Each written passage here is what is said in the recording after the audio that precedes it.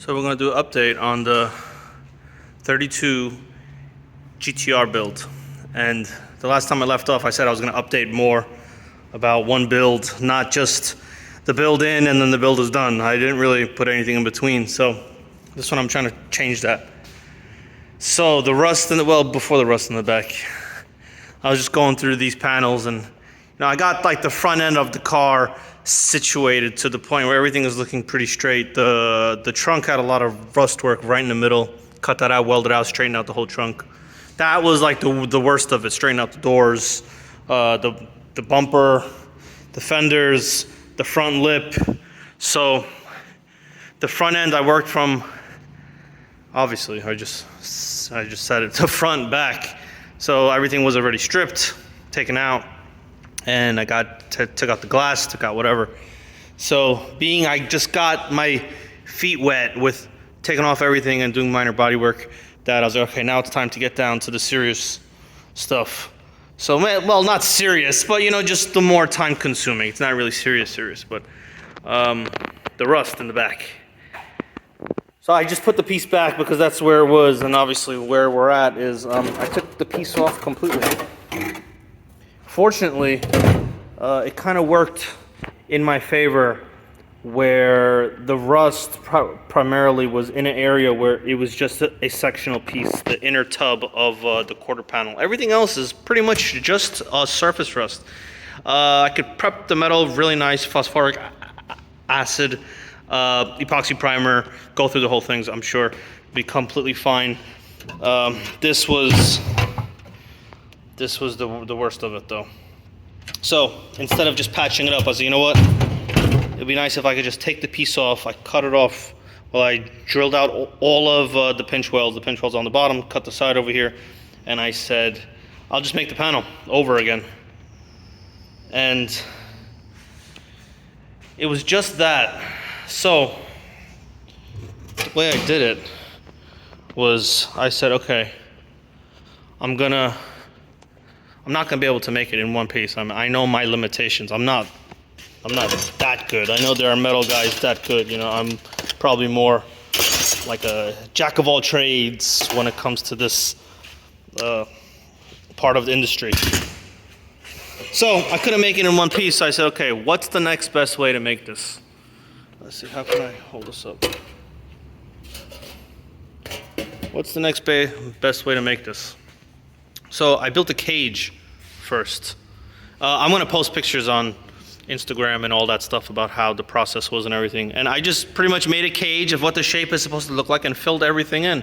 And I built the cage while it was still in the car. And by the cage, I'm just saying that because that's what I say in my head. It's not the real technical term for it. It's like, I don't know the technical term, but you use metal wire, metal rods, and you just shape it, and then you weld everything in place, and you build the sheet metal according to the rod.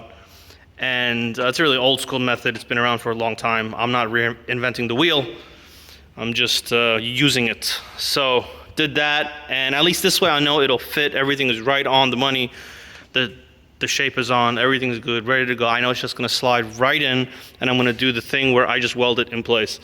And see, the inside's all clear, ready to go. Obviously, I gotta run through the welds and do full beads. Everything's just tacked into place after this puzzle was done.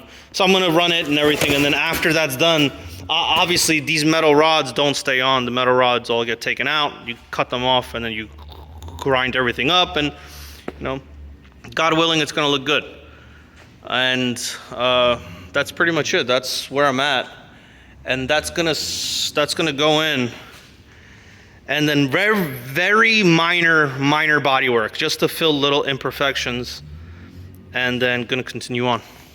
But this seemed best. I am oh man, just don't mind the sweat. I am not only 100%, 1,000% sure that I've seen people doing it. They can make that in one piece, in one metal piece. Like, yo, amazing. I watch those videos, I'm like, holy shit. Like, it's inspirational. But like I said, when it comes to this part of the industry, I like to know that I do everything. I do everything from step 1 to done as far as exterior styling goes. While each one of those things from 1 to done might not be at a master level, which I'm not a master in any level, but just using that as a reference point where I'm not super amazing at it or where I want to be, that with what I have, the skill I have, I can get it to that point and I can make it there. So I don't doubt the end result is going to look just as good. It will look just as good. I'm sure there are ways to do it better and all that, but this is my process.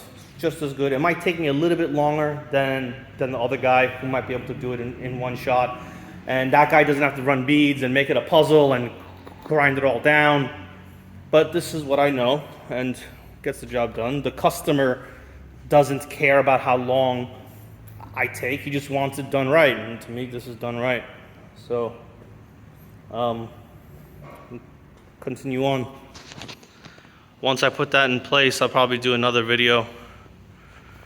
And that section was bad. And then I don't know what I'm gonna do over here. Again, I didn't know what I was gonna do there. So the rockers, I'll see what kind of pieces I gotta make over here.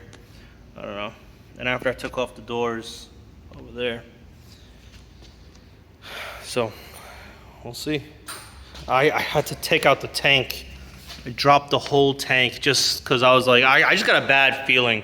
Where everything was, the work, usually I'll put a shield around the gas neck, but it was just in way too sketchy of a place. It's not worth the hour it took me to drop the tank.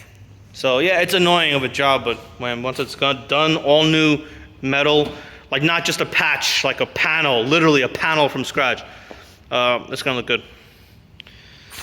So I'll update as I go, and we'll see.